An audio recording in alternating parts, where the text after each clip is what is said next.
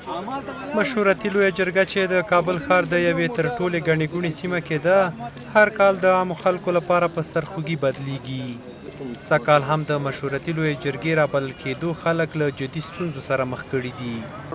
دغه جرګې ته ټولې ورغلې لارې تړل شوي او هیڅ چاته د تګ اجازه نه ورکول کیږي.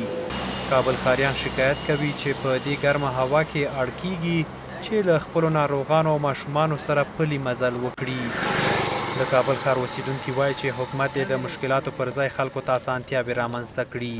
همیشه به این مردم بلا تکلیف یک تکلیف دیگر به وجود میاره. تقریبا در حدود 2-3 کیلومتر راه تمام جاده ها بند است. اگر میایی بسیار با یک وحشت، بسیار با یک دهشت تهدید امنیتی احساس ترس میکنی. این مردم مریض داره، دیگه داره. دمیال اون مریض جو در موتر مرده بود. امیال دادن این باغ مریض در موتر مرده. خدا راستی بود انتقال دادن به دکتر بده، داخل موتر وفات کرد. خواهد چی غیر دو، غیر پوش، غیر خرابه دیگه هیچ چیزی نمیشنویم ما. تا قلعه وزیر نصبای خوزیدلیم او بس پیاده اوختیم دی کتی پروان پوری. کتی پروان بیا موټر کې سپورشن سره شمالي پوری. سره شمالي بل موټر کې سپورشن خپل شمالي ته تللی.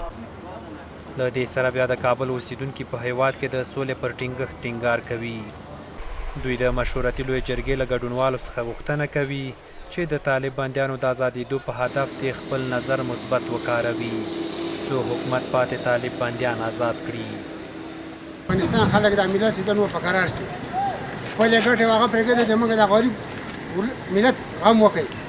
تاسې د الله د رضا دپاره داسې یو کار وکړئ چې دغه مسلمانان په قرار شي او د ملک امن قراري راشي. هېڅ دا دومره پرېښول شو دا 4000 دا 400 دم چې پرېښودل شي که داخلي او که خارجي یې زه خو هېڅ له دې سره موافق نه یم. د مشورتي لویې جرګې د رابلل کېدو له امله حکومت لویې لارې په داسې حال کې بندوي چې عام خلک په دغه لاره خپل ناروغان روغتونونو ته انتقالوي خو پر مخې لارې بندې دي چې په ځینو مواردو کې د ناروغانو د مړینې لامل هم شوي دي. د مشورتي لویې جرګې د رابللو له امله عمومي سړکونه د خلکو پر مخ بند شوي.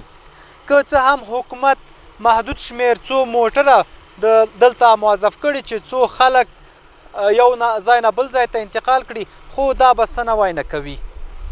دغه چاره د دې لامل شوې چې خلک پلې پښې په دې سړکونو لاړ سي او خلکو ته خورا ستونزې پیدا شي. میرویس سلام زوی، کابل نیوز.